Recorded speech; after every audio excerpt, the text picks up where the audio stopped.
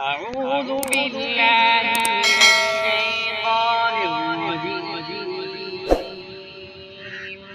بسم الله الرحمن الرحيم.